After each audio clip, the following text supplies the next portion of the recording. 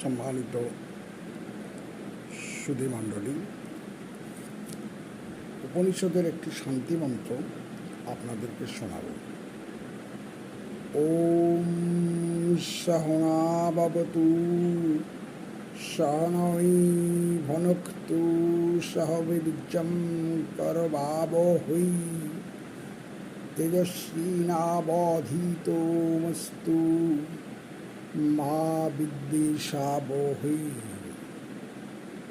ওম শান্তি, ওম শান্তি, ওম শান্তি। এর অর্থ হল, পরমাত্মা আমাদের উভয়কে আচার্য বিদ্যার্থী সমভাবে রক্ষা করুন এবং উভয়কে তুল্যভাবে বিদ্যা ফল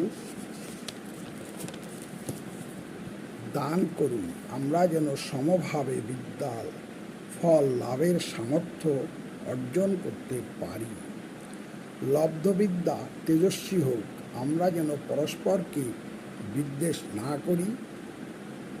আধ্যাত্মিক, আধিদৈবিক এবং আধিভৌতিক এই ত্রিবিধ বিঘ্নের বিনাশ হোক। অর্থাৎ আধ্যাত্মিক বলতে মানুষ জীবনে এই তিনটি বিঘ্নের শান্তি চান। এক হলো আধ্যাত্মিক, অর্থাৎ এই যে রোগ ব্যাধি মানুষের শরীরে প্রতিনিয়ত লেগে আছে, এখান থেকে মুক্তি। আধিদৈবিক, অর্থাৎ এই যে খরা, বন্যা, ঝড় ঝঞ্ঝা, এই সমস্ত যে উৎপাত, এইগুলো হলো আধিদৈবিক। আর আধিভৌতিক হলো যে বিভিন্ন রকমের বিভিন্ন প্রাণীর দিক থেকে আক্রমণ হওয়া বা আক্রান্ত হওয়া বা সমস্যায় পড়া, এইগুলো। তো মানুষ পৃথিবীতে আমরা এই তিনটা বিঘ্নের শান্তি চাই। এই শান্তির জন্য আমরা সদা সর্বদা প্রার্থনা করি। দ্বিতীয়ত আরেকটি জিনিস বলতে চাই, সেটি হলো শ্রীমদ্ভগবদ্ গীতার 3 অধ্যায়ের কর্মযোগের শ্লোক নম্বর 13-তে একটা কথা বলেছে, যেটি আমরা সদা সর্বদা পালন করা আমাদের উচিত।